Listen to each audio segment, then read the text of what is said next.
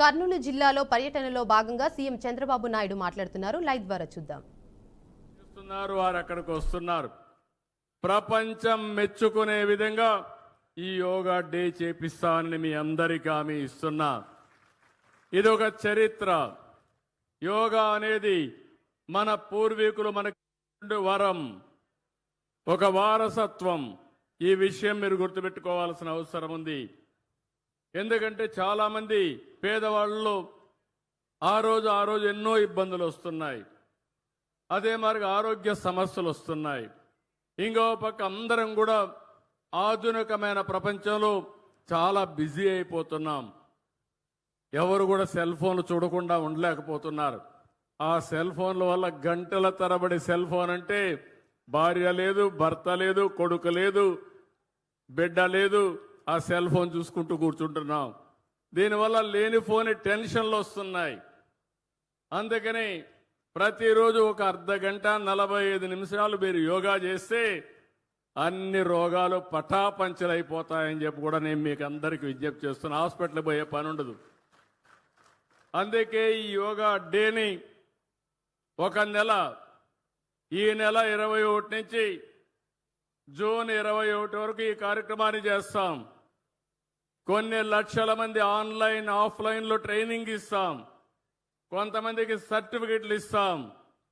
ఇది ప్రపంచానికి మనం ఇచ్చే కానుక. ఆ సమయంలో దానివల్ల లాభం మనం పొందాల్సిన అవసరం ఉంది.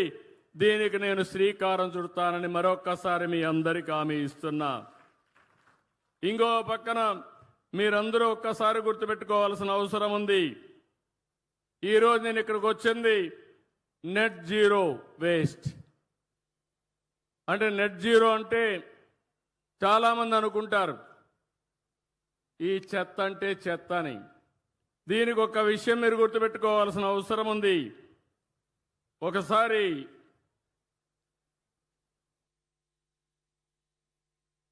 బుద్ధుడు ఆయన శిష్యుడు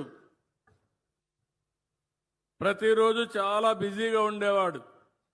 శిష్యులకంతా కూడా తత్వబోధ చేస్తూ.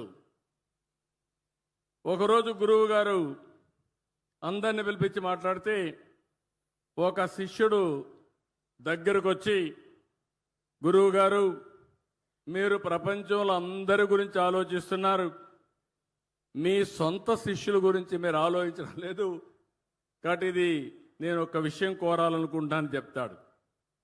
అప్పుడు బుద్ధుడు అంటాడు, నువ్వేం భయపడద్దు, నిర్మోహమాటంగా మాట్లాడు, ఏం చెప్పాలనుకుంటున్నావు చెప్పమంటాడు. అప్పుడు శిష్యుడు అంటాడు, ప్రభు నా బట్టలు పూర్తిగా చినిగిపోయినాయి. ప్రతి ఒక్కరూ నా వస్త్రాలు చూసి నవ్వుతున్నారు, హేళన చేస్తున్నారు. కాబట్టి ఒక బట్టలు ఒక జత ఇవ్వండి, కొత్త బట్టలు కట్టుకుంటానని చెప్పి అడుగుతాడు. అప్పుడు బుద్ధుడు ఆలోచించి ఇది పెద్ద సమస్య ఏం కాదు, ఈయనకి కొత్త వస్త్రాలు ఇమ్మని ఆదేశాలు ఇస్తాడు. శిష్యుడు చాలా ఆనందపడిపోతాడు. ఆ నుంచి గదిలో నుంచి వెళ్ళిపోతారు. కొద్ది రోజుల తర్వాత బుద్ధుడికి మళ్ళీ ఒక ఆలోచన వస్తుంది. వీడికి నేను బట్టలిచ్చా, ఒకసారి కనుక్కోవాలి, ఆ బట్టలు ఏ విధంగా వాడుతున్నాడో కనుక్కోవాలని మళ్ళా పిలుస్తాడు. కొన్ని రోజుల తర్వాత పిలిస్తే, నేను కొత్త బట్టలు ఇచ్చాను కదా, నువ్వు ఆనందంగా ఉన్నావా, ఏంటి కట్టుకుంటున్నావా, దీనివల్ల నీలో మార్పు ఏంటిని అడుగుతాడు. దానివల్ల శిష్యుడు చాలా ధన్యవాదాలు గురువుగారు, కొత్త వస్త్రం వచ్చి చాలా సౌకర్యంగా ఉంది, ఇక నాకు ఎలాంటి కోరికలు కూడా లేవు, చాలా ఆనందంగా ఉన్నానని చెప్పి అంటాడు. అప్పుడు బుద్ధుడు అంటాడు, నీ కొత్త బట్టలు ఇచ్చాను, అవి వాడుతున్నావు, అసలు నీ పాత బట్టలు ఏం చేసావని అడుగుతాడు బుద్ధుడు. ఇప్పుడు శిష్యుడు కూడా చాలా తెలివైనవాడు. శిష్యుడు అంటాడు, గురువుగారు నా పడక బొంతలో పూర్తిగా చెడిపోయి అది సరిగా లేదు, అందువల్ల నా బట్టలు దాన్ని కుట్టుకొని నేను బెడ్ వాడుకుంటున్నాను అని శిష్యుడు చెప్తాడు. అప్పుడు మళ్ళీ బుద్ధుడికి ఒక ఆలోచన వస్తుంది. నీ పాత పరుపులో ఉండే బట్ట ఏమైందని అడుగుతాడు.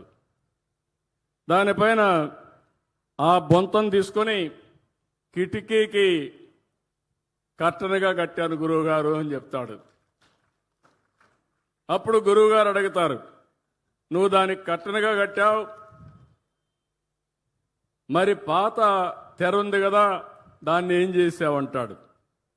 ఆ తెరని వంటగదిలో వాడే గుడ్డ కింద వాడుతున్నాను తుడవడానికి అని చెప్తాడు శిష్యుడు. అప్పుడు ఆయన గురువు అడుగుతాడు మళ్ళీ బుద్ధుడు, అంతవరకు వంటగదిలో వాడినటువంటి ఆ గుడ్డ ఏం చేసావని అడుగుతాడు. అప్పుడు అంటాడు, దాన్ని గది తుడవడానికి వాడుతున్నాను గురువు గారు అంటాడు. అంతవరకు ఒక గుడ్డ వాడావు కదా దాన్ని ఏం చేసావని అడుగుతాడు. ఆ గుడ్డ పూర్తిగా చెడిపోయింది గురువు గారు, దారాలు దారాలు అయిపోయింది. అది తీసుకొచ్చి మన కొవ్వు దీపాలు పెట్టినప్పుడు ఒత్తులు తయారు చేస్తాం. ఒత్తులు తయారు చేశాను, ఇక్కడ వెలిగే దీపం గురువు గారు నీ ముందర నేను వదిలిపెట్టినటువంటి బట్ట అని చెప్తాడు. అంటే మీరు గుర్తుపెట్టుకోవాల్సింది, అప్పుడు గురువు గారు బుద్ధుడు అంటాడు, అంటే ఈ ప్రపంచంలో ఏది కూడా వేస్ట్ కాదు. సారాంశం మీరు గుర్తుపెట్టుకోండి, ప్రతి ఒక్కటి ఉపయోగపడుతుంది. నేను ఎన్నో సంవత్సరాల కంటే ముందు పచ్చదనం పరిశుభ్రం అనే కార్యక్రమం పెట్టాను.